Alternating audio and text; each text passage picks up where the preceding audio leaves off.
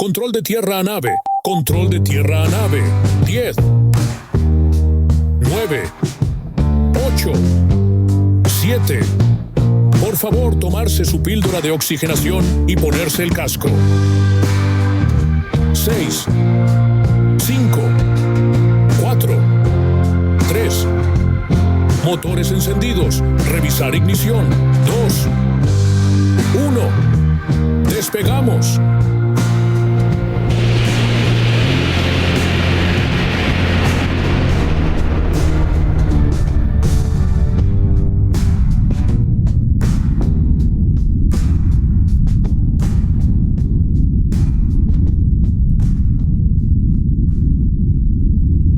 Pues bienvenidos a este segmento de Radio Retrógrados presenta, esto es... Sanguchito de conocimiento. ¿Lo va a llevar, mami? Pa' que se instruiga. Y hoy haremos juntos un viaje sideral a través de la ciencia ficción. Así que prepárense para un viaje que va a estar bien movidito. Hoy haremos varias paradas en los conceptos claves de la ciencia ficción y las distopías. Arrancamos con sus orígenes, nos sumergimos en el contexto histórico que le dio vida al género y exploraremos qué inspiró a estos artistas a escribir historias tan fuera de este mundo. Por supuesto, nos encontraremos con algunos de los autores más icónicos en el camino y cerraremos viajando por su evolución hasta el sci-fi del siglo XXI. En nuestra cabina de mando y acompañándonos como capitán mayor de la nave tenemos con nosotros a Alberto Holguín Alfaro. ¿Cómo estás, Alberto? No, excelente, hermano. Muchas gracias por la invitación. Gracias por tenerme acá. Pero más adelante sabremos más de él. Por ahora dejémoslo así, en el anonimato, para que ustedes, con su imaginación, se hagan una idea progresiva de Alberto Holguín, al estilo de la literatura.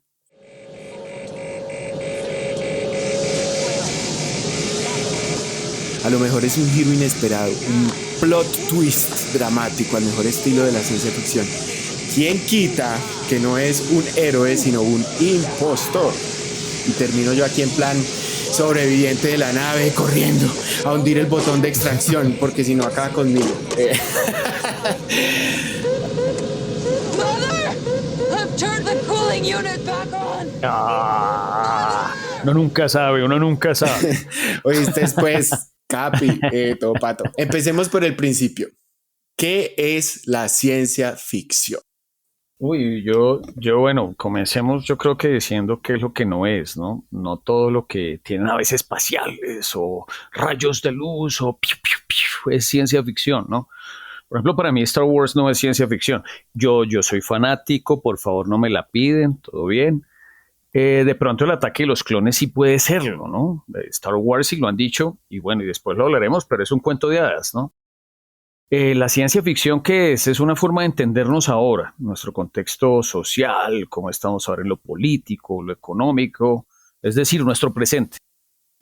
Poniendo en evidencia pues lo que nos está pasando, los riesgos, las condiciones, como el tiempo, nos proyectamos a futuro en la ciencia ficción muchas veces, el lugar, nos vemos en otro planeta, una metáfora de lo que está ocurriendo ahora, otra realidad, otro universo, es como ponerle la luz ultravioleta hacia la mancha para poder verla y bueno, ya depende de nosotros si la limpiamos o no la limpiamos, del lector en este caso. En Wikipedia dice que no se debería conocer como ciencia ficción, sino ficción científica. O sea, ficción, la creación de historias que imaginan realidades, situaciones o elementos que no existen en el mundo real, con un toque de ciencia, es decir, ideas basadas en teorías, descubrimientos o tecnologías que podrían existir o imaginarse a partir del conocimiento científico. El término ciencia ficción nació en 1926 de la mano del escritor Hugo Gernsback, quien lo utilizó en la portada de la que sería una de las más famosas revistas del género Amazing Stories, Historias Asombrosas. Y yo tiro los nombres al aire. La Matrix, Un Mundo Feliz, El Quinto Elemento, Valerian y la Ciudad de los Mil Planetas, Black Mirror, Interestelar. Bueno, habría que vivir debajo de una roca como Patricio Estrella, el amiguito de Bob Esponja y el vecinito de Calamardo, para no saber de qué estoy hablando, ¿o no? ¿Cuál es la importancia del género de la ciencia ficción en nuestra cultura popular actual? Bueno, pues igual es un espejo. Yo creo que ahora es un espejo. Nosotros estamos, mira, expuestos a toda esta tecnología que tenemos, esta que estamos utilizando, el podcast, estamos expuestos a lo que es el Instagram, los videos, estamos ahora sobre todo con la inteligencia artificial. Pues más que nunca yo creo que es tiempo de hacernos preguntas a través de esas historias. Yo creo que esa es la importancia vital, el tener la oportunidad de hacernos preguntas de qué estamos haciendo, de para dónde vamos, de a dónde nos está llevando estas cuestiones como la inteligencia artificial. Bueno, y les propongo lo siguiente. Vamos a usar la imaginación. Imagínense que estamos en el año, digamos, que 1750 o 1760. Para no pelear, pongámosle por ahí 1755. La cosa es que estamos previos a la revolución industrial. Bueno, tú, mujer, ahí, dándole al palo de la mantequilla porque no hay ni licuadoras, ni batidoras, ni nada que te ahorre el brazo. Dale con dale, trácate, trácate, trácate, trácate. ¿Cuándo va a cuajar? Ni idea. Pero tú hay que hacerle porque ¿qué más? Y tú, hombre, allá en el campo, arando con el buey. Las manos secas, llenas de tierra, no pasa nada, te las vas a hidratar con la mantequilla que hizo la mujer esta tarde, se las echas al pan seco también y de paso esa misma es la vela que ilumina tu choza cuando cae la noche. Todo esto, claro, mientras uno de tus 12 hijos, el que sobrevivió, ora antes de dormir, porque entretenimiento, eso es el TikTok del siglo XVIII. El baño, ¿para qué? Tienes el mismo pantalón y las mismas 2 camisas toda la semana. Agradeces a Dios porque tu colchón de paja no te dio una infección esta noche y tus últimas palabras son: gracias, Señor, por mis caballos y por el viento, porque si no es con eso, ¿cómo viajo 3 meses para ir a ver a mi suegra en el pueblo de al lado? Eso es básicamente hoy en día Alberto Holguín Alfaro. No me No, la vida era predominantemente agraria, las comunidades eran pequeñas y locales y la energía provenía básicamente del trabajo humano, del animal, del agua y del viento. Y punto. Y de pronto, ¡pum! Una máquina metálica se tira un peo.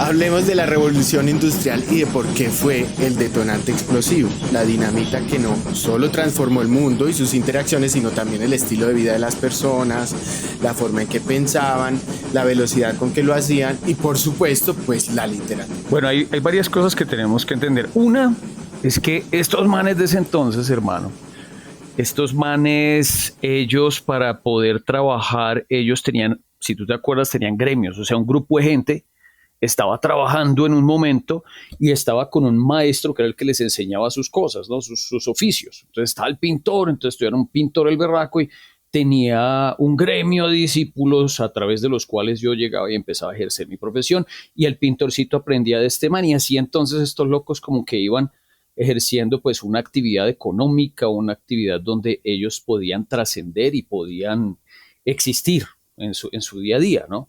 Cuando aparecen estos aparatos, pues igual ya había empezado a hacer una cosa, ese cambio de los gremios llegó a transformarse especializando el trabajo. Por ejemplo, si usted está haciendo un suéter, hermano, o una camisa, entonces usted antes hacía la camisa completa. Usted la cosía toda, Bruni, listo, tengo la camisa y la hice yo y la hice toda. Pero después de eso, ¿qué pasó? No, hermano, que necesitamos que esto nos rinda. Para que nos rinda, ¿qué hacemos? No, pues usted, hermano, usted solo haga los botones, usted hace las mangas solamente, usted hace cuellos y después ya, entonces otro man llega y ¡prum! Los pone todos juntos para que nos rinda. ¿Qué pasa cuando llegan estas máquinas? Pues se incrementa esa división del trabajo, empiezan a volar estos tipos, toca replantear toda esta cosa de los gremios, ya dejamos de ser discípulos y nos metemos en máquinas que empiezan allá. Ya cambiamos de ser discípulos a ser trabajadores, ¿sí? Y la cosa entonces nos acelera la vida. Muchos, lo que va a pasar ahorita seguramente, van a quedar desempleados y otros se meten aquí con estos aparatos que nos están ayudando a hacer cantidad de cosas. Entonces yo creo que por ahí es una revolución en lo que es el medio de vida y los medios de producción que es una cosa tremenda. Y por supuesto ese cambio en medios de producción llevan consigo un cambio de forma de pensar, ¿sí? Un cambio ideológico. Antes estos manes, cuando eran discípulos, que creían, uy, Dios, yo soy humilde, no, la pobreza es bacana, hermano, ¿cierto? Pero cuando llega las máquinas, uy, hermano, esa vaina nos convierte en otra cosa. ¿Cómo así que hay máquinas? ¿Cómo así que hay cosas más fuertes? ¿Cómo así que el hombre ya no es tan importante? ¿Dónde me quedó Dios? Y empieza esa cabeza como a funcionar a mil, ¿no? Y ahí hay otro cambio. Pasamos de un pensamiento casi que, pues el renacentismo ya se lo había planteado, pero pasamos de un cambio desde lo mágico religioso a lo antropocentrista, y lo antropocentrista ahora a la ciencia, ¿no? Y empezamos a cambiar también la cosmogonía. Pasamos de creer que la Tierra es el centro del universo a ver que el Sol es el centro y que nosotros estamos dando vueltas, y empezamos a pensar que hay otras cosas. Y entonces nos vamos empequeñeciendo. Y ahora, ¿cómo nos hacemos así de pequeñitos frente a tremendas cosas que, como decías tú ahorita, ¡pum!, se echan peos? Esas máquinas tan violentas, hermano, ¿sí? Y cómo me cambia a mí todo ese viaje, pues claro, cambia toda la ideología también. Ahí aparece un man que seguramente lo vamos a mencionar después también, el señor Adam Smith, también aparece, ¿sí? Que es también el que nos sienta las bases del sistema económico que tenemos ahora, un poquito pervertido, que es el capitalismo. Adam Smith empieza a hablar sobre el capitalismo y la libre competencia frente a estas máquinas también que están ahí ocurriendo, que una cosa ahí salvaje. Y bueno, pues entonces el hombre también aparece. Y el egoísmo, sí, se convierte en nuestra nueva ética, ¿no? Sí, entonces si soy egoísta, entonces soy chévere. Sí, porque si me va bien a ti, entonces te va bien a mí. Entonces, bueno, en fin, ahí hay toda una cosa increíble, toda una cosa rarísima, porque aquí tenemos nosotros una cosa bien interesante, que el egoísmo se vuelve sinónimo de altruismo. ¿Sí? Según Smith, la codicia se vuelve en algo bueno. Los valores se desdibujan, ¿no? Se usurpan los valores antiguos. Ya ser pobre no vale. No, hermano, usted, no. Antes codicia, viejo, codicia. Sea egoísta, que eso es bueno, eso es altruista. Si me va bien a mí, te va bien a ti. Los valores empiezan a usurparse, a cambiarse, a mutar, sobre todo en esa época. Y pues, ¿cómo resulta que la pobre que estaba ahí dándole al palo de la mantequilla ya dejó eso tirado hace rato? Porque entre una cosa y otra, como nos contaba Alberto, junto con las marquesas que también andaban hartas de bolear abanico para mantener a todo el mundo contento, las mujeres dijeron, ¿saben qué? Hasta aquí con esa vaina. Si me preguntan a mí, yo les digo que fue más por necesidad, obligación y supervivencia que por introspección de emancipación romántica, pero sí me llama mucho la atención que Alberto resalte esa nueva, digamos, conciencia del individuo.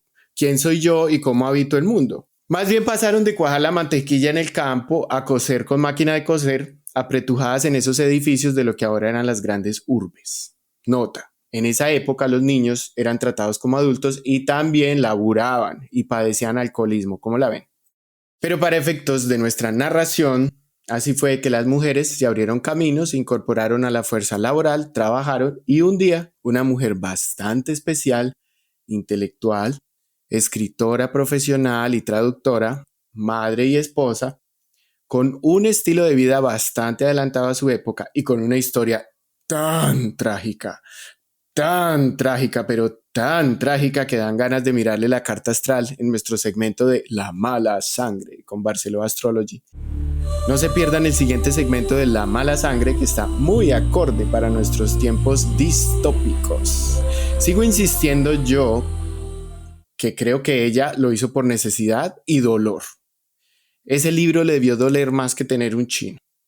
Y tenemos mágicamente a la primera con A, escritora de ciencia ficción, oficialmente reconocida como primera autora de literatura de ciencia ficción.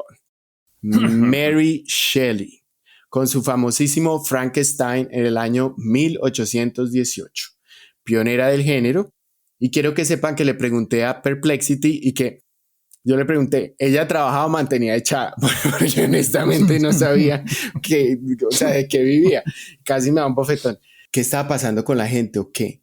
Esto ya era después de la película de Los Miserables. Y ya no vivían re desgraciados, sino que todo el mundo andaba en plan democracia yendo al trabajo en Transmilenio. ¿O cómo era en ese momento? Hay varias cosas. Uno, aquí hay una cosa y una injusticia que se cometía con Mary Shelley, ¿sí? Porque como ella andaba en el combo de Lord Byron, del poeta, entonces pues a ella le decían, no, usted es la que andaba con Lord Byron. Sí, pero a ella se le tuvo que reconocer mucho después, sí, el aporte que le hizo a la ciencia ficción, como tú lo acabas de mencionar, con Frankenstein. Sin embargo, ahí hay una cosita que yo quiero decir que sí, claro, en muchos textos te van a decir que sí, ella fue la primera escritora de ciencia ficción. Y claro, sí, puede ser contemporánea, sí, pero tenemos anteriormente otros autores que estuvieron inspirados en la utopía de Tomás Moro, que ya la retomaremos más adelante, por ejemplo, Francis Bacon. Francis Bacon escribió La Nueva Atlántida o New Atlantis en el año 1627. O también Jonathan Swift, ¿sí? Que con los viajes de Gulliver, él los escribe también muy anterior, en 1726, imagínate, eso es mucho antes que 1818, eso es casi un siglo antes. Es decir que Mary Shelley, no la estoy por debajando, y Dios mío, Dios me perdone, porque esa mujer es espectacular. Sí. Pero Jonathan Swift también ya había hecho sus pinitos con los viajes de Gulliver. Jonathan Swift, si tú te acuerdas de esos viajes en los que ponía al pobre hombre, lo manda a unos lugares fantásticos y empieza a mostrar una característica de la ciencia ficción que es cambiemos el lugar. Sí, en ese momento todavía pronto no pensaban en otros planetas, pero sí en otras tierras lejanas, donde ocurrieron unas cosas diferentes, donde habían caballos que hablaban. Que esa es una de las historias de Jonathan Swift que fue más valorada y más celebrada, quizás, mucho más que la de los liliputienses y los enanitos, ¿no? Sí, porque cuando él encuentra esta raza de caballos, empieza a cuestionar cómo está constituyéndose nuestra sociedad. Y si estamos hablando de 1627, ya empezábamos a hablar pues estábamos en el Renacimiento en ese momento, y empezaba a cuestionarse la estructura social. Entonces esas cosas empiezan ya como a abrirle a otros autores como Mary Shelley este tipo de inquietudes. Mary Shelley hace una cosa espectacular que pues cuando ella escribe Frankenstein, para mí eso es como, hay autores que lo han dicho, que es el Prometeo encadenado. Prometeo viene aquí a soltarle el fuego a los hombres, pero cuidado, se queman. Sí, que es un poco la advertencia que hace Shelley. Ahí ya hay unas advertencias de la ciencia ficción. Sí, la ciencia, podemos resucitar a los muertos, cosa que solo podría hacer Dios. Eso solo lo hacía Dios y estaba ahí, pues realmente pues, es bíblico, ¿no? Entonces él, cuando llegue en su segunda venida, los muertos resucitarán. Cuando Mary Shelley escribe eso, imagínate cómo reaccionaron los creyentes. O sea, ¿cómo así que la ciencia, sí, nos va a poner a resucitar a los muertos y eso solo va a pasar en la segunda venida, cuando llegue nuestro Salvador otra vez y nos visite? Entonces, claro, eso fue revolucionario lo que hizo Mary Shelley. ¿Sí? La ciencia como ese fuego que se le trae a los hombres, pero con el que pueden quemarse si no tienen cuidado, que es lo que sucede con ese monstruo fantástico y maravilloso. ¿Y cuáles son esos componentes específicos de esta época que son más característicos de la literatura de ciencia ficción? Si hablamos de esa época del siglo XIX, pues era el advenimiento de lo que estamos hablando, de toda la parte de la ciencia, ¿no? Estamos hablando, imagínate, la electricidad, ¿sí? Se estaba descubriendo eso, ya estábamos superando a Newton. La mecánica clásica se estaba cuestionando. Estábamos empezando a hablar de campos eléctricos. Y entonces, claro, hay esa revolución también de, un momentico, ¿cómo así? Espérense que hay otras cosas que están funcionando que no solamente están pasando en mi mundo visible, ¿sí? Sino en el invisible, desde estas corrientes eléctricas, desde estas cosas que están pasando, pues claro, eso inmediatamente captura la atención de todo el mundo. O sea, y estamos empezando también en el siglo XIX, donde se empieza a experimentar con la electricidad, donde se empieza a experimentar con las luces, con la luz eléctrica y todo esto. Entonces imagínate el impacto que tiene en esa sociedad del siglo XIX, ¿no? Claro, es que yo di un brinco a la bestia, ¿no? Estamos Sí. en pleno siglo XIX, o sea, eso es que 1800, ¿cierto? Sí. ¿Y Jules Verne qué? Bueno. Ese no era también como famosito por esa época, porque yo tengo aquí en mis apuntes, bueno, mencionar a Jules Verne y mencionar a H.G. Wells. No, Claro, pero bueno. Sí, espere, porque yo lo que quiero preguntar antes. A ver, hágale, hermano, hágale. Pues claro que sí, Hágale. cuéntanos de esos dos autores también, pero yo tengo mucha curiosidad. ¿Qué fue primero? ¿El submarino ficticio de Jules Verne o los submarinos de verdad? Uy, hermano, podríamos decir, pues tú sabes que todo invento científico generalmente, tristemente, viene motivado por el uso bélico. Y el primer submarino, si no estoy mal, pues igual en 1776, el señor David Bushnell, sí fue el que inventa el primer submarino. Sin embargo, ya había sido diseñado por otro gran genio que se llamaba Leonardo da Vinci. Fue el primero que hizo Claro. un diseño oficial del submarino, el señor, que no se nos puede quedar tampoco el señor Da Vinci por ahí por fuera, porque le decimos que sí, claro, el submarino, que el señor Bushnell, sí, claro, 1776 sí, pero es que antes ya había hecho dibujitos del submarino del señor Da Vinci, ¿no? Y claro, en ese se inspira Julio Verne, pues a mí me encantaba cuando pelaba, yo lo que más leía era Julio Verne, la verdad, te lo tengo que confesar. Yo leí, de él, obviamente, 20.000 leguas de viaje submarino. Yo leí de él Miguel Strogoff. Yo leí de él Viaje al centro de la Tierra, que era una cosa maravillosa que a mí me dejó alucinado pensar en una tierra hueca, que era una cosa increíble también. Y eso pues igual Julio Verne cuestionaba también un poco o estaba especulando acerca de qué podría ser basado en los cambios que estaban teniendo el conocimiento en ese momento, ¿no?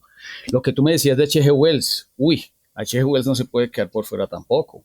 H.G. Wells con la máquina del tiempo, The Time Machine, él hace una cosa maravillosa porque él se inventa dos razas también y empieza también a proyectar cómo es la división social en ese momento específico en el que él vive. Él crea una raza de gente que está viviendo por encima, en la superficie, y otros que son los Morlocks que viven por debajo.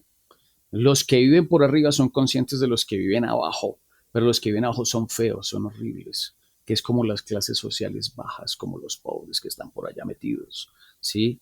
Y que son monstruos que en cualquier momento salen y nos atacan, que es una cosa fascinante lo que hace Wells y lo mete dentro de este concepto de viaje en el tiempo como en un futuro donde la Tierra donde la civilización como la conocemos se acaba, ¿sí? Y cuando resurge salen estas dos criaturas, estos dos estratos. Y me hiciste pensar también, y aquí sí les toca a todos que hagan la tarea, solo tengo la palabra mágica, así que vayan al Google y busquen Vril, V corta R y L, porque creo que también es una historia más o menos de esa época y es una narración bastante similar a El viaje al centro de la Tierra. No me sé el autor, pero es muy curioso porque de ahí viene toda digamos, el mito, ¿no? La creencia del origen de los reptilianos. Uh-huh. Y era un libro de ciencia ficción. El narrador de alguna forma se resbala por una cueva y cae, digamos, como al fondo del centro de la Tierra, donde vive una sociedad oculta y ellos tienen un tipo de energía, o sea, de energía me refiero como a viven de, sí, como la luz, la electricidad. Ahí está la invitación para que curioseen. Un autor que se puede quedar a veces por fuera es Edgar Rice Burroughs. Cuéntanos. Ese fue el creador de Tarzán. Edgar Rice Burroughs inventa a Tarzán, pero él se inventa un personaje que creo que se llama Carter, es de apellido Carter, que él es John Carter de Marte. Él es una persona, un tipo que está acá en la Tierra y que de pronto encuentra un portal y termina en Marte.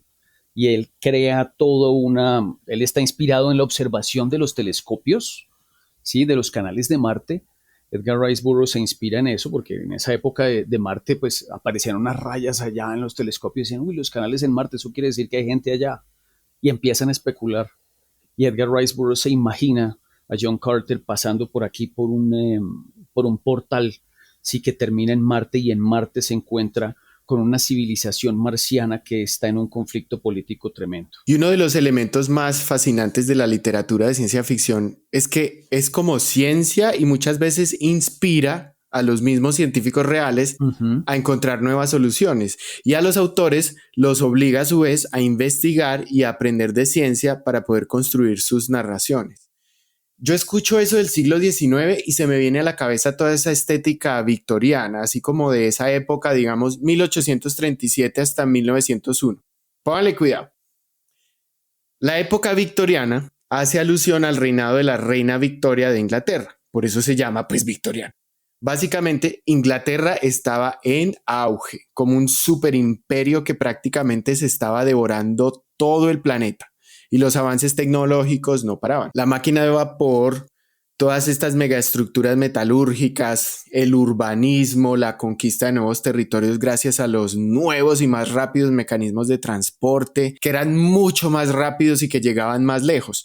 Mejor dicho, esto iba a toda mecha. Se me viene a la mente el steampunk. ¿Ya saben qué es el steampunk?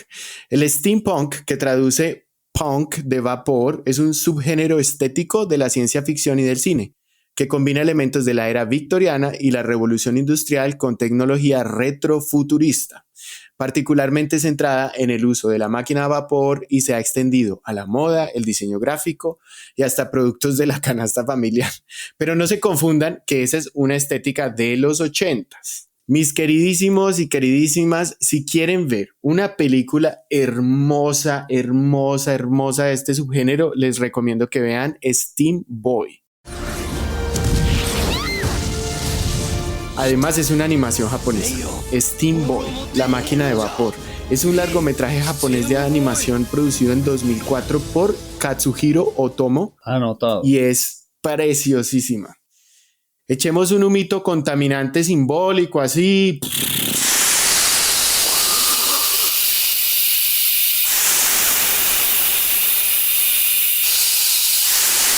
Después de muchísima contaminación del aire bueno, estamos en 1900. Inglaterra ya es una boleta y solo le encuentra gusto la gente rancia, aristocrática, ahorcan por todo y los sistemas mantienen a todo mundo pobre y sin oportunidades.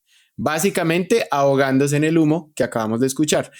Europa anda con los pelos de punta, anda agarrada con todos y entre ellos, mejor dicho, no pueden ni con ellos mismos. Y los muchachitos ricos del imperio austrohúngaro y del resto de Europa, por primera vez, tienen esta visión panorámica de las escalas y de las poblaciones y andan tan desocupados y tan aburridos que no ven la hora de armar un tierrero solo para verlo arder por diversión. Y el mundo está como si fuera un tablero de Risk o Estratego, ese juego de mesa sobre la conquista de territorios, no sé si lo conocen. Y Estados Unidos, que anteriormente era visto como un potrero con búfalos, se convirtió en la tierra de la oportunidad y del desarrollo. Es el nuevo enclave. Es el sitio, o sea, el lugar para donde tiene que ir todo el mundo. Es vibrante de cultura, de nuevas oportunidades. Ubíquense más o menos en Titanic, que es como ese símbolo de justo antecitos de lo que viene. Entramos, señoras y señores, en terreno peligroso porque... ¿Cuál es el impacto de la Primera y Segunda Guerra Mundial en la literatura? También pensemos en que esa época, el principio del siglo XX, también aparte de eso que tú estás planteando del tablero de Risk y todo esto, también era una época de relativa esperanza porque empezaron a aparecer esas ferias de ciencia mundial. Sí, esas que a veces vemos en esas películas, ¿no? La Feria de Ciencia Mundial, aquí tenemos no sé qué, aquí tenemos los últimos descubrimientos, y ya aparecían, ahí confluían los grandes descubrimientos científicos de los distintos países, la Feria Mundial de París de Ciencia, y había esperanza, decimos, no, la razón va a ganar, sí, aquí tenemos esta cuestión de que llegamos acá y la razón, el pensamiento, nosotros somos seres superiores y tenemos la ciencia suficiente para hacer de este un mundo mejor, cuando pasa lo que tú dices, para andar. Entonces, ¿qué pasa, hermano? Si tú estás en esa subida, guerra mundial, escasez de recursos, millones de muertos, ¡pah! Pues, ¿qué pasa? Pues una depresión tremenda como para dónde vamos, ¿sí? ese sentido de desesperanza es el que empieza a esparcirse en todas las artes, yo creo. El expresionismo alemán, por ejemplo, que es una forma de reacción a lo que acaba de pasar en la Primera Guerra Mundial. En la literatura, pues obviamente afecta a escritores como Hemingway, por ejemplo, sí, o Eric Maria Remarque, creo que es el que escribe el de Sin Novedad en el Frente, sí, que es la historia de este muchacho que va viendo muertos y los describe. Y la literatura se empieza a permear de esa desesperanza, incluso pues eso es donde empieza a surgir el existencialismo también, como filosofía, como ese cuestionamiento de ¿para qué existimos? ¿Para dónde vamos? ¿Qué sería el existencialismo? Cuéntanos qué significa. Pues hombre, si no tengo un Dios que evite toda esta porquería, si no tengo un mañana en el que yo pueda confiar, ¿para qué existo? ¿Sí? ¿Cuál es el sentido de la existencia humana cuando no hay nada garantizado? Ese cuestionar el presente, un futuro incierto todo el tiempo, que es cuando pues de pronto, sí, es eterno. Sísifo condenado eternamente a subir esa roca, verla despeñarse, a subir esa roca, verla despeñarse. Pero pues quizás, y citando un libro de Zizek, ese existencialismo quizás es esperanzador porque hay coraje en la desesperanza. O sea, si tú me preguntas algo del existencialismo, quizás citando ese título de un libro de Chiche que se resume como en eso, como el coraje de la desesperanza. Tengo que seguir. Se cayó, vuelvo y la subo. Se cayó, algo estoy haciendo. Se cayó, tengo que continuar. Sí, que después también lo recoge de otra manera Viktor Frankl, nuevamente de una manera muy estoica quizás. Ya después cuando él habla ya en la Segunda Guerra Mundial del hombre en busca de sentido, ¿no? ¿Cuál es el sentido? Es esa cuestión por el sentido, ese para qué es. Y el tener que estar, o sea, no tengo más salida sino continuar viviendo, ¿no? Que es un poco eso. Pero nuevamente te digo, es la valentía de continuar, no de manera estoica porque se sufre, ¿sí? Pero sí en ese trasegar, en ese seguir. Qué despelote, ¿no? Ahora sí se puede percibir el contraste tan grande entre ese hombre y esa mujer que nos imaginábamos en 1765 con ese presente. ¿Cómo ha cambiado ese pensamiento humano desde ese momento hasta ese entonces y lo que pasaba por la mente de la gente de esa época y bueno, y de la de ahora? ¿Y qué dicen ustedes de los avances tecnológicos? Yo percibo dos innovaciones clave. Bueno, hay muchas, pero el momento en que los humanos despegaron los pies de la tierra y lo que era un misil se convierte en un medio de transporte, pues el avión.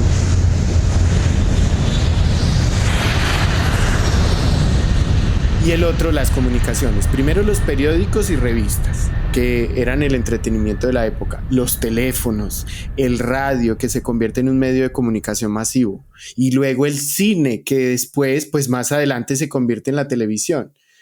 ¿Cuáles son como esos elementos e innovaciones clave y cómo el surgimiento de los medios masivos de comunicación influyeron en las narrativas de ciencia ficción? Bueno, ahí yo creo que se entrecruzan todas las formas de comunicación porque unas empiezan a beber de las otras, ¿no? El cine bebe de la literatura empieza a beber del cine. Acuérdate de Metrópolis, de Fritz Lang, ahora te hablaba yo un poco del expresionismo alemán, entonces empiezan estas criaturas robóticas en Metrópolis, ¿sí? Todas estas ficciones, el Frankenstein empieza a aparecer en cine también. Y empieza a alimentar otro tipo de ficciones. Es una cosa que empieza a ser un gatillo, ¿sí? Lo que sucede en el cine, con lo que empieza a suceder en la literatura, con lo que empieza a suceder en la televisión. La ciencia ficción, pues claro, frente a todos esos cambios que tienen lugar en la primera mitad del siglo XX, hablando de tecnología, y después de esas dos guerras desastrosas, pues se dispara también la tecnología, como lo habíamos dicho antes. No hay nada que dispare más la tecnología que una guerra, infortunadamente. Y empiezan a darse programas en la ciencia ficción, si tú te acuerdas, no sé si te acuerdas de turururu, turururu, turururu, Claro. Dimensión desconocida. Estás cruzando un portal. Ajá. Sí. Que era maravilloso. Y esas vainas, hermano, en los 50, 60, eso era todo el mundo sentado y pegado. ¿Sí? Y esa vaina, pues claro, eso crea otra serie de reacciones frente al público. Si tú te acuerdas también de Star Trek en los 60s, como tú decías, esas transformaciones. No habían llegado el hombre todavía a la luna, pero ya había comenzado la carrera espacial. Y estos locos, los de Star Trek, empiezan a soñar con mundos mejores a los que nosotros tenemos. Si tú te acuerdas de Star Trek, es una visión muy optimista del mundo, ¿no? De la sociedad humana que trasciende la frontera del sistema solar y de la galaxia. Y es una humanidad en la que no existe el dinero, ¿sí? Sino donde la gente trabaja en lo que le gusta porque le gusta, en una federación de planetas que es solidaria, ¿sí? En la que no hay racismo, en la que no las clases sociales tampoco existen, existen los rangos, pero no las clases sociales, y nos empiezan a ofrecer esas visiones de mundo optimistas, mucho después de la Guerra Mundial, ¿no? Sí, de la Segunda. Y empieza, es decir, son la oportunidad de en medios poder proyectarnos a cosas mejores, ¿no? También, ¿sí? Esperanzadoras después de toda esta oscuridad de la que hemos hablado, de toda esta oscuridad existencialista. Entonces, no, tenemos que proyectarnos, tenemos que salir de este planeta, ¿sí? Para pensarnos en otro lado que puede ser mejor, que pues, hay cierta esperanza ahí en los 60s. Y eso es mediático también, eso se refleja en los medios. Y bueno, y también vendía. O sea, esa es otra cosa que si vende, pues esa vaina está en todas partes. Se crean también para esa época, para los 50, la ciencia ficción empieza eh, a tener más adeptos y a tener cierto estatus, que un estatus que no tenía porque pues eran cuenticos, ¿no? Pero resulta que tú citabas ahorita al señor Hugo. Sí, el señor Hugo se inventó unos premios muy famosos que eran los Hugo Awards en Amazing Stories, sí, que era el fundador de la revista, y en honor a él se nombran los premios Hugo. Ya los primeros premios Hugo se hacen en el 53. Se empiezan a establecer también los Nebula Awards por esa época, en los 60 y pico.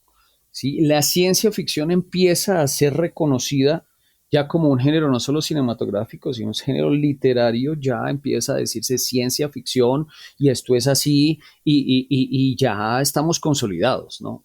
Y sobre todo, pues, aportas a la llegada del hombre a la luna, pues ya tenía que estar ya más consolidada. No podíamos pensar de otra manera la ciencia ficción, sino como un género oficial, un género que está ahí, que llega para quedarse, ¿no? Y tú ahorita mencionabas Metrópolis, dimos un brinco en Garrocha y Uy, nos sí, no, saltamos un estamos aquí, componente estamos. muy importante que fue la conciencia de clase, ¿no? Durante Uy, todo claro. ese inicio del siglo XX, Mm, por supuesto aparecen los movimientos como el marxismo y toda esa conciencia del colectivo versus el individuo que se manifiesta en el existencialismo, pero digamos que el ujú. polo opuesto también es el colectivo, porque eso yo creo que es un ingrediente que siempre prevalece en la ciencia ficción, por lo menos en muchos cuentos e historias de ciencia ficción hay un componente de yo habitante en un colectivo que tiene unas Ujú, condiciones de clase, un trasfondo socioeconómico, un estilo de vida que está, ujú. digamos, condicionado o limitado o facilitado por esas innovaciones que nos presenta la narrativa. No, y creo que es una característica narrativa la que tú estás planteando ahí, que es el individuo versus algo más fuerte que él, ¿no?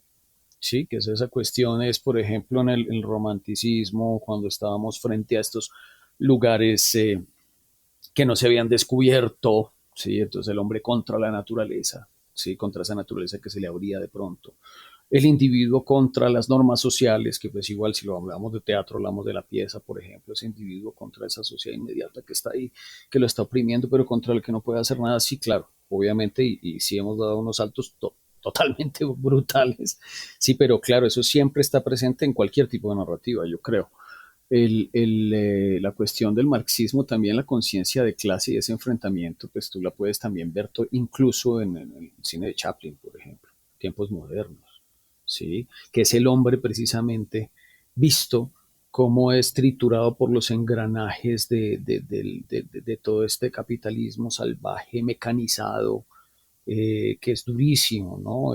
Yo creo que ahí es donde el mejor reflejo de lo que tú estás viendo, ¿no? Esa película de Chaplin que es Tiempos Modernos, ahí está, es es esa contradicción tan violenta, lo que hablábamos que intuía H.G. Wells también, ¿sí?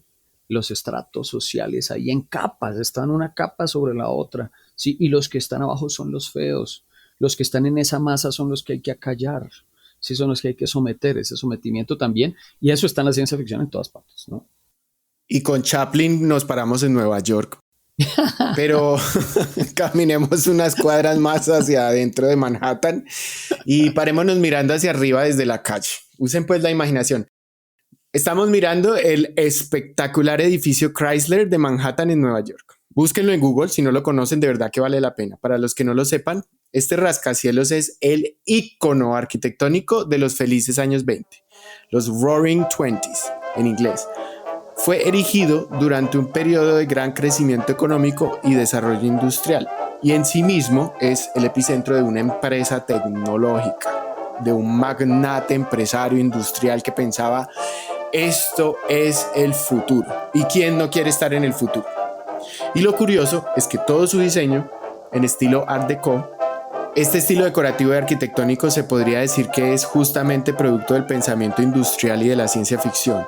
Es el futurismo que estaba en auge en esa época y es marcado por líneas futuristas, brillos metálicos y detalles visuales y una sociedad imaginada con gentes del futuro que decían, mira, esto es lo que será la sociedad del mañana. O sea, un sueño utópico. ¿Qué significa utópico? Yo creo que ya nos estamos metiendo por ahí con unas cosas como chéveres. Bueno, la utopía, ¿qué es? Es la sociedad ideal, ¿no? La idealización de la sociedad perfecta, que es la idea del señor Tomás Moro. ¿Sí? El famosísimo Tomás Moro fue el que acuña el término utópico, aunque el concepto ya existía desde Grecia y todos estos mitos también del Atlantis como sociedad perfecta, ¿no? Entonces ya es el señor Tomás Moro se imagina la utopía como el gobierno perfecto donde a lo que podemos aspirar como sociedades, donde no hay lo que hablamos ahora, donde no hay divisiones, donde tenemos una sociedad que está regida por líderes que no están ahí por el poder, sino por el bienestar de su gente, esa sociedad ideal, ¿sí? A la que tenemos que aspirar, pero que nunca se va a alcanzar por diferentes razones, ¿no? Bueno, aquí hago una cuña yo que es las utopías, la utilidad de la utopía, ¿cuál es? No que se pueda alcanzar, sino que uno le puede apuntar para ver a dónde cae la bala, ¿no? Es que la utopía es útil como para saber a dónde apuntar. Sí, que como un medidor. Sí, como voy para allá, pero no alcanzo, pero llegué hasta aquí porque estaba apuntando allá. ¿Y qué es lo opuesto a utópico? ¿Atípico? No. Sí, bueno, lo atípico ya se volvió típico. Ese se conoce como distopia, ¿no? La distopia y el dis se mete como contradicción a esa utopía, ¿no? Lo tengo donde quería. Aquí llegamos a mi pedazo favorito, la literatura distópica. Es un género, es un estilo que, ¿cómo es la cosa? ¿Son lo mismo? ¿Toda la ciencia ficción es distópica o toda la literatura distópica es ciencia ficción? ¿Qué es eso? Porque hoy en día se oye por la calle, todo el mundo anda diciendo, o sea, huevón, vivimos en una distopía. Todo el mundo, ay, no, ¿qué es esta distopía? ¿Qué es eso? No, bueno, lo distópico, sí, estamos viendo una pinche distopía. La distopía tiene unas características, lo de la distopia, como se dice en inglés, de dystopia. Una, pues igual generalmente está en el futuro, ya lo habíamos hablado también con la ciencia ficción, pero ¿qué pasa y qué características tiene la distopia a diferencia de la ciencia ficción?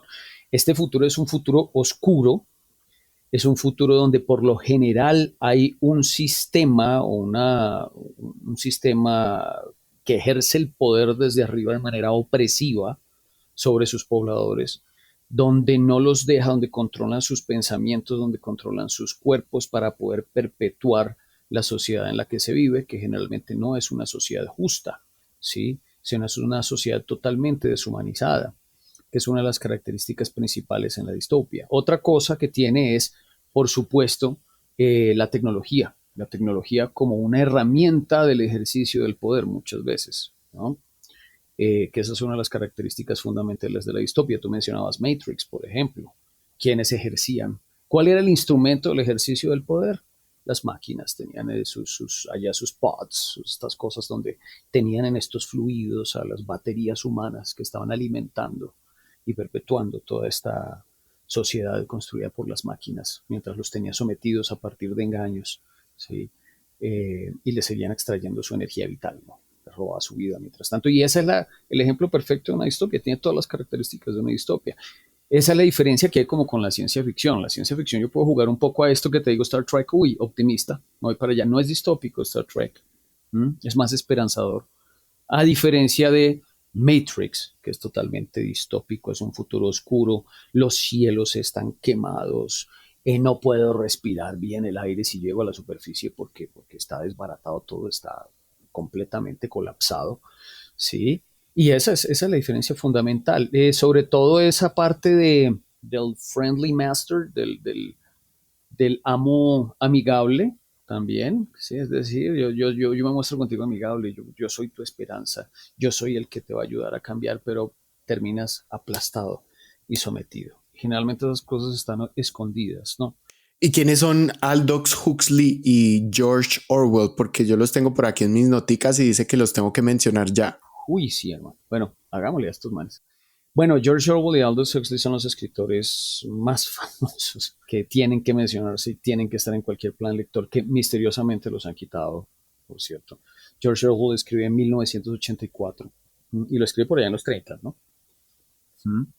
Él empieza a percibir una sociedad dictatorial, ¿sí? En la que el poder se ejerce a partir de la policía del pensamiento, the thought police, se llama eso, la policía del pensamiento, ¿sí? Donde tú no puedes leer, tú no puedes escribir, no estás autorizado a hacer absolutamente nada que sea diferente a mirar la pantalla que está pegada en una pared tremenda ya, ¿sí? Donde sale el amantísimo líder a decirte qué diablos tienes que hacer, cómo lo tienes que hacer, para cuándo lo tienes que hacer, ¿sí? Donde el contacto humano está tan bien controlado, donde los afectos se prohíben, y quizás está haciendo una referencia también a toda esa cuestión de Stalin, la alusión a Stalin, que viene después con los gulags, ¿no? Que es una cuestión que si lo hablamos ideológicamente, estaría más cercano a qué pasaría si el sistema comunista se pervierte lo suficiente como para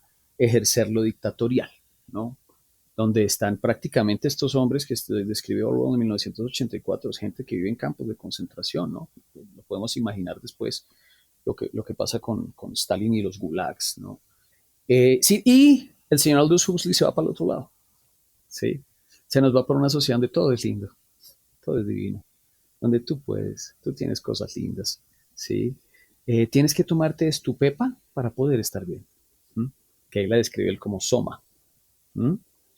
Y Aldous Huxley lo lleva a otro lado, una sociedad donde donde el entretenimiento es importante para ejercer el control, donde tú estás feliz y tienes siempre que estar feliz, pero solo si te tomas tu píldora de soma. Tómate tu píldora de soma, todo estará bien. Y mientras tanto, tú ve al cine. Y ahí entonces él mete los medios también como herramienta de control. Sí, ahí él habla de los cines como los feelies, the feel, de sentir. Los seres de este universo de Huxley, que es Brave New World, Un Mundo Feliz, lo traducen en español, van al cine y salen no hablando de la película, sino, uy, si viste, que no se parece en nada hoy en día, si viste el efecto especial, yo casi que podía sentir el tapete, yo casi que podía hacer esto, pero no hablaban de la película.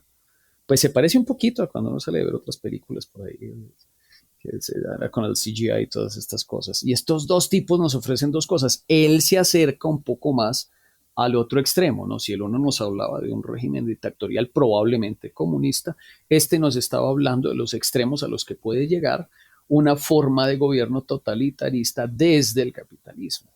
Entonces tenemos esos dos autores que nos advierten un poco, ¿sí? De los extremos, de a dónde podemos coger y de cómo serían las herramientas utilizadas por esas dos formas desde los extremos, ¿no? ¿Cierto? Los extremos son peligrosos, no importa de dónde vengan.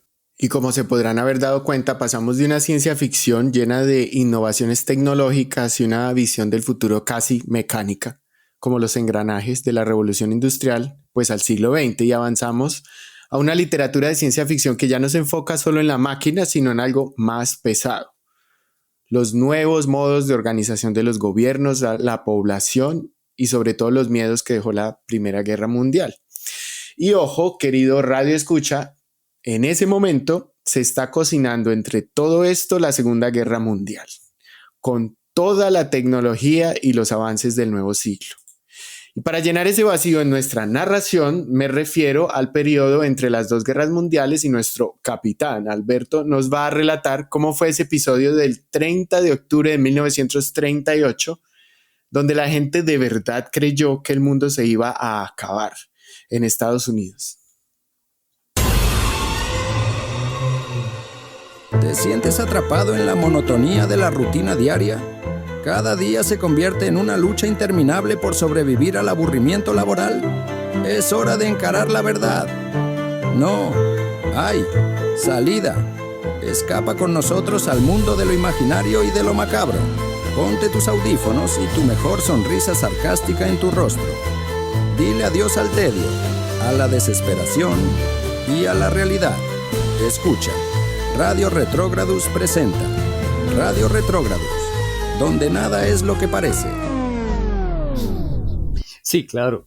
Ahí estábamos, pues obviamente con todo lo de la radio. Hablamos ahora de las nuevas tecnologías, cómo afectaban las cosas. En ese tiempo, en el 30 y pico, pues no estábamos nosotros pegados a pantallas, estábamos pegados a las cajas, realmente eran cajas de sonido, los radios, donde estaban las radionovelas, ¿no?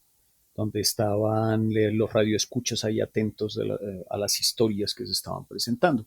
Y era la época, yo creo que donde empiezan a crearse esos sonidos y esas cosas para ambientar un poco la historia, que ahora es prácticamente una empresa, es una profesión, crear sonidos para películas. Imagínate, en esa época era todo sonidos.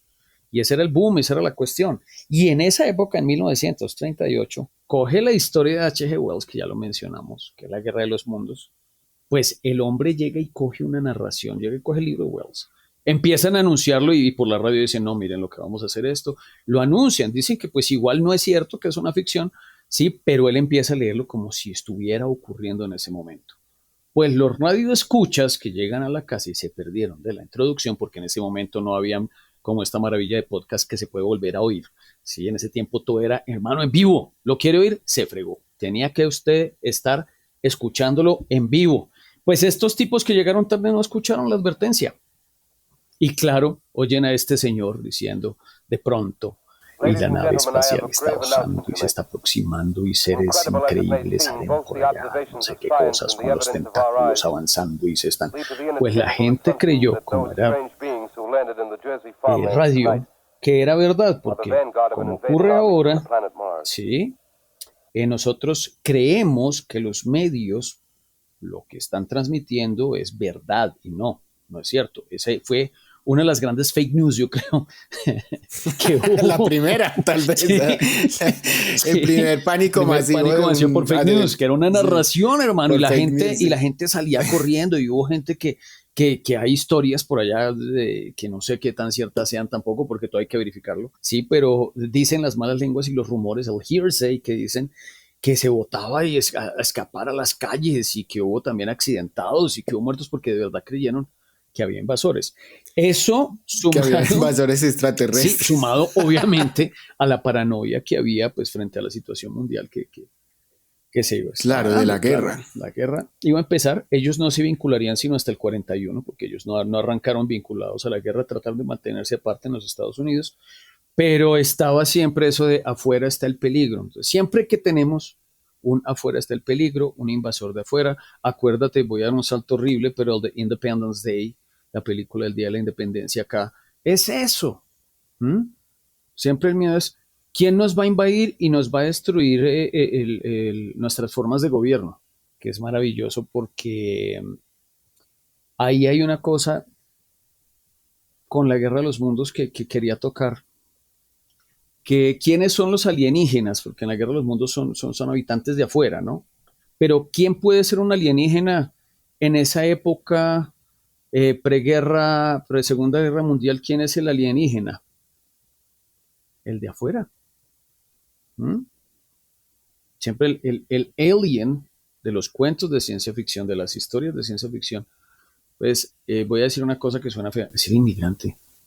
Pues gracias por ese entreguerras. Ahora sí llega la Segunda Guerra Mundial. ¡Pum!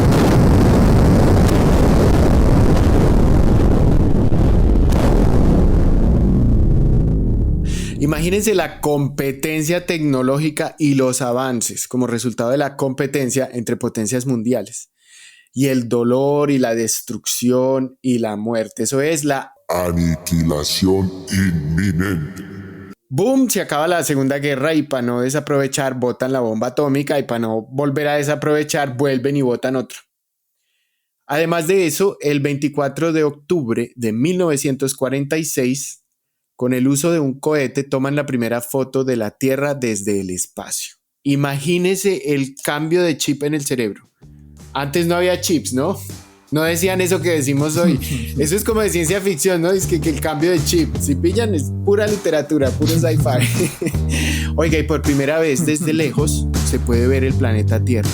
Una pequeñita y una pequita, en un vasto e infinito universo de color negro con punticos. Una bolita de plastilina azul. Y pasamos a una era espacial y atómica y espacial, y a los gobiernos les entra el miedo más horrendo de decir: quien controla el espacio, controla el mundo. Y arranca la Guerra Fría. ¿Por qué la Guerra Fría se llama fría? ¿Era fría?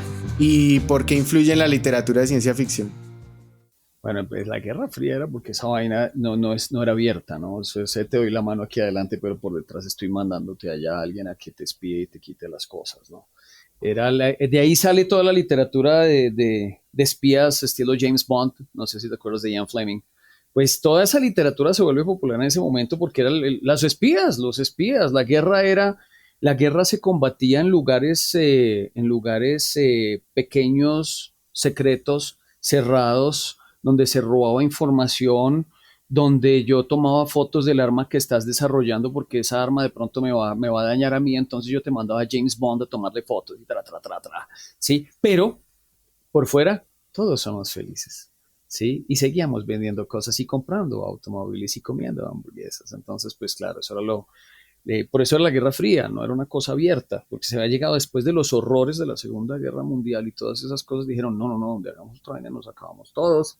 Más bien recurramos a otro tipo de herramientas y ahí es donde se llegan los espías. Tienen éxito, un éxito tremendo. Por ahí está John Le Carré, que es uno de los autores de El espía que surgió del frío, por ejemplo, que es una novela famosísima. Ian Fleming saca toda su serie de libros del 007 porque él fue espía también. Ian Fleming fue espía. Junto con otro autor también, que no me lo vas a creer, pero que es de fantasía y para niños, que se llama Roald Dahl, que también Roald Dahl, el autor para niños, fue espía. Entonces mira cómo lo político afecta a la literatura, que si bien no están relacionados con la ciencia ficción, nos muestra el impacto que pueden tener, ¿no? Roald Dahl que escribe Charlie and the Chocolate Factory, Charlie la fábrica de chocolates, él era espía y fue piloto en la Guerra Mundial, ¿sí? Entonces todas esas experiencias de gente que bien la vivió de primera mano, ¿sí? Empiezan a permear la literatura. Y la literatura de ciencia ficción, pues, ¿sabes que hay una cosa que me parece curiosa? Yo creo que la ciencia ficción hace lo que hacía Shakespeare. Él recogía mitos de antes para hablar de cosas de ahora, ¿sí? En su momento. Y creo que en ese momento, pues dijeron, bueno, ¿qué vamos a hacer ahora? Estas grandes figuras que empiezan a salir de la ciencia ficción. No, pues hablemos de política, pero no la pongamos acá, pongámosla en el espacio. La característica que hemos hablado tanto de la distopia como de la ciencia ficción. Sí, no hablemos que estos locos eran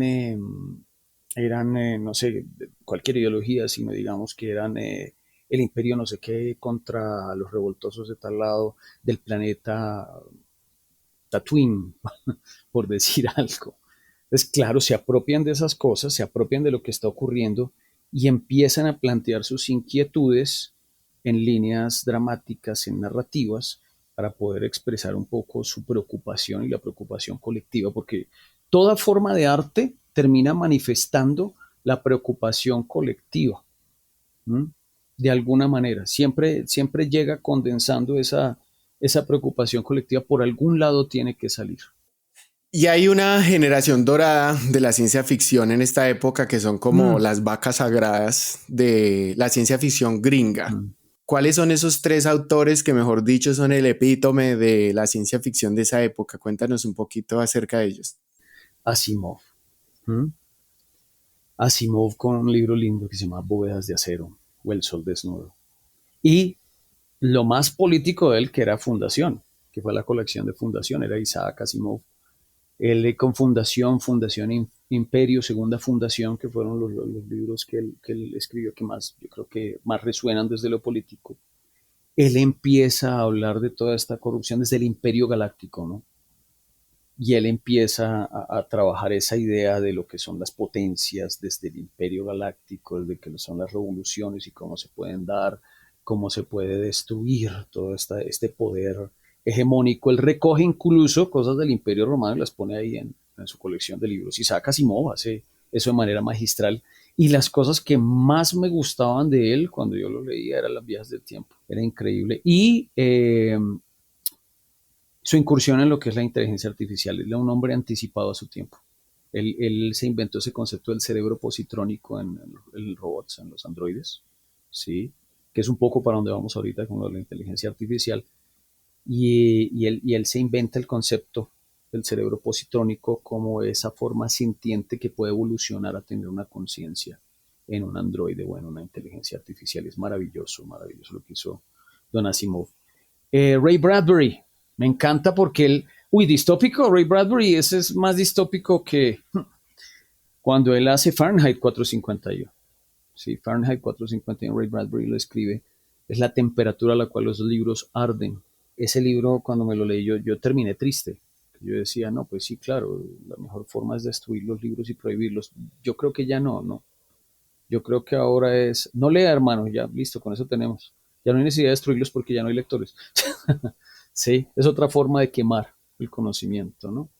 Es que el Ray Bradbury tiene un componente bastante particular y él le añade un poco ese cuestionamiento profundo de la existencia humana y le pone, digamos, como esa capa de pintura a toda su literatura. Y cuando uno lee Ray Bradbury, hay veces se encuentra con historias absolutamente sencillas, sutiles, que no dejan de ser ciencia ficción, pero que parecieran más existencialismo que ciencia ficción a lo bruto, pues. No, obvio, lo que te decía yo, que hay uno que es muy lindo que se llama El Transeúnte. Es sencillo, es un tipo que sale a caminar y ya, no pasa nada más hasta que llega una patrulla, ¿sí? Sin policías, está tripulado por inteligencia artificial y lo arresta y se lo lleva porque va caminando. ¿Que para dónde va? ¿Usted para dónde va caminando? No, yo voy caminando porque quería tomar aire. ¿Es que usted no tiene aire en la casa o qué? Es lo primero que le dicen. ¿Usted no hay aire en su casa? ¿Usted no respira en su casa o qué? No, es que quería respirar aire fresco y le anotan la inteligencia artificial, los robots le dicen, no está haciendo nada, está caminando sin rumbo. ¿Usted qué hace? Soy escritor. Desempleado. Si tras del hecho está desempleado. Sí, ¿usted tiene esposa? No, yo vivo solo porque ¿quién me aguanta? No tiene esposa. Prun, no se lo llevan a la prisión, sino se lo llevan a que reajuste su mente en una especie de psiquiátrico. Y ya con eso uno queda.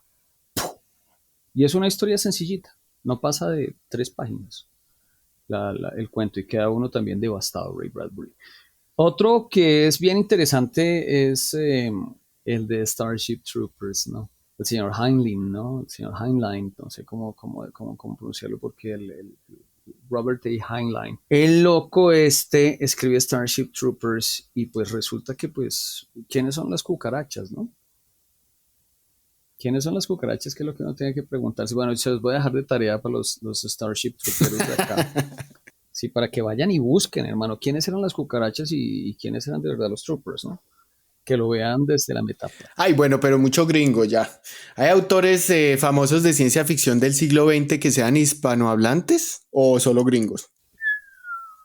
No, pues hay hispanohablantes, pero mira que yo no sé qué nos pasa a nosotros los latinoamericanos, ¿no? No sé, yo tengo una hipótesis, eso sí es muy personal, sí, y me perdonarán los oyentes si digo esta barbaridad, pero yo creo que estamos tan preocupados por el día a día como por sobrevivir que no nos gusta imaginarnos el futuro.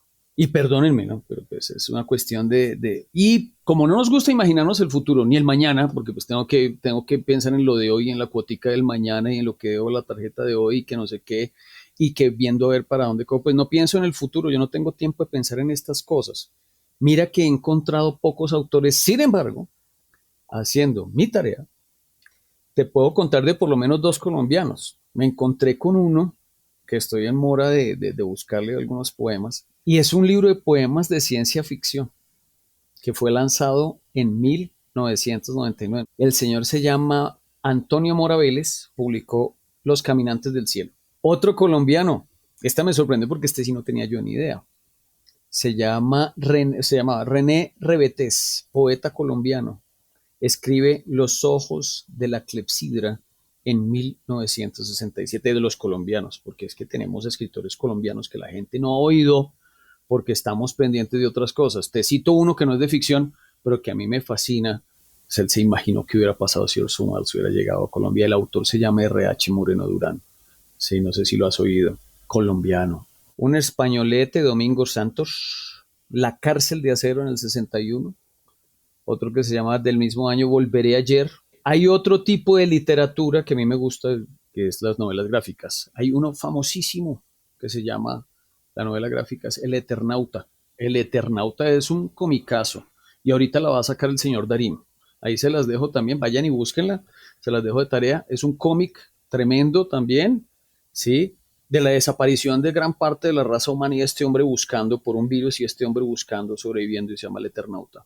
Trata de sobrevivir en este mundo devastado por ese virus. Pues qué maravilla de recomendaciones, así que póngale pausa, regresen 30 segunditos, un minuto, para que le pongan atención a esos recomendados que nos dio Alberto. ¿Cuál es la ciencia ficción del siglo XXI? Porque seamos honestos, la ciencia ficción del siglo XX ya no es ciencia ficción, ese es el presente. Más que soñadores, estos autores parecen brujos lanzando profecías, ¿o no? Yo de ahí solo me sé Margaret Atwood, la autora canadiense de La historia de la criada. Si hablamos de esa ciencia ficción distópica, pesada, que te deja reflexionando profundamente sobre nuestras sociedades, pues ella es la reina. Su historia es desconcertante y brutal, y además ahora se está cumpliendo como un vaticinio. Pero también tenemos cosas como Black Mirror, que digamos se siente como con una ironía constante, te asfixia mientras tú vas soltando una risa incómoda. Sí. Y no nos olvidemos de la ciencia ficción que es más soñadora, esa que se ilusiona con el futuro y que se acerca un poco más a la fantasía. Ahí es donde te reconcilias un poco con el género y no sales viendo pues todo como en blanco y negro. ¿Cuál es esa ciencia ficción del siglo XXI? Uy, bueno, yo creo que ahora, sobre todo con las cosas actuales, nos vamos para negro. Yo te digo, por ejemplo, pues aquí es donde me meto yo a hablar un poco sobre las formas de control, ¿no? Yo creo que la ciencia ficción de ahora tiene y está cuestionando las formas de control. Que las formas de control sobre el individuo, más que sobre el colectivo, porque si tú controlas una serie de individuos, terminas controlando el colectivo. ¿Sí? Empieza a cuestionar las relaciones de poder. Que eso es tiene la ciencia ficción, y yo creo que está obligada, y la distopia, ahora a cuestionar y atacar las relaciones de poder y las formas en las que ese poder se está ejerciendo. Hay una serie que les recomiendo que se llama Severance, que es un reflejo de ese control sobre el individuo desde su psique, donde tú eres tu propio policía porque tu ideología, tus creencias se han modificado tanto que tú eres tu propio policía. Así como en algún momento la iglesia te controló diciendo cuidado que eso es pecado, y uno mismo se controla diciendo no hago eso porque eso es pecado. Hoy en día hay otros pecados y hay otras formas de ejercicio de ese poder, desde la psique, que lo plantea Byung-Chul Han. Severance, volviendo a Severance un poco, es una serie de ciencia ficción que yo creo que es por donde vamos a seguir yendo, donde el individuo está fraccionado en 2 partes. Uno, el que la está pasando bueno, que es su mitad chévere, ¿sí? Y no sabe lo que está haciendo su otra mitad, que es la que está trabajando. Entonces, su parte obrera o su parte que está trabajando, que está produciendo, puede estar sometida a injusticias, puede estar sometida a lo que quiera, puede estar sometida a lo que quiera, a cualquier vejamen que tú quieras pensar.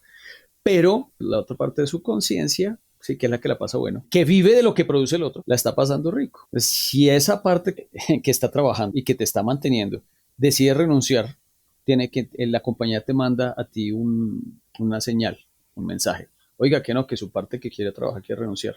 Y entonces, pues yo como la estoy pasando, bueno, pues digo, no, que no renuncie. Entonces, esa forma de control realmente es un combate entre tú y tú, ¿m? Entre no puedo abandonar porque entonces dejo de pasarle rico, ¿sí? Entonces yo sigo trabajando y me sigo sometiendo. Esa forma de control que es la que realmente ese va a ser el campo de batalla de aquí en adelante, la psique. Así como Foucault planteaba la biopolítica, donde incluso los espacios controlaban los cuerpos, ¿sí? Donde él planteaba que incluso la arquitectura estaba diseñada para controlar los cuerpos y controlar los movimientos. Hay un libro muy bonito de Sennett que se llama Carne y Piedra, que es la historia del arte pero vista desde el hombre en relación con los espacios. Y ahí también lo plantea. Eso es Foucault. ¿Por qué quitaron todos los árboles de las plazas? Porque si las plazas eran lugares de reunión, yo me puedo parar a ver a todo el mundo. ¿Dónde está? Ahí hay una forma de control desde el espacio. Hoy en día, ¿qué pasa? Ya la forma de control es no solo el espacio y el control del cuerpo, sino que te dejo así como ideas estilo Inception, ¿no? ¡Pum! Te la dejo acá y tú te quedas con ella. ¡Pum! Sé tu propio jefe. Uy, sí, yo tengo que ser mi propio jefe. Yo no digo que no, hay que, chévere, si se puede, rico. Pero ¿qué pasa con ser su propio jefe? Y que no estoy diciendo que esté mal, estoy diciendo es qué puede haber detrás de eso. Y es, tú te vas a autoexplotar. No necesitas un jefe para autoexplotarte porque lo vas a hacer solito, ¿sí? Y vas a seguir produciendo para el sistema. Entonces cambian los valores, ¿no? La batalla por el control de la psique, de esos cambios de principios éticos, morales, para que correspondan y se ajusten a las formas de producción de un momento dado. Pues ya saben, maquinitas multidisciplinarias de autoeficiencia. Les tengo el giro inesperado. Aquí con Alberto Holguín Alfaro. Vamos a ir a hacer pipí y ya regresamos con la segunda parte de nuestro segmento Sanguchito de Conocimiento, hoy en un viaje sideral por la ciencia ficción. Ya regresamos. Sanguchito de conocimiento. ¿Lo va a llevar, mami? Pa' que se instruiga.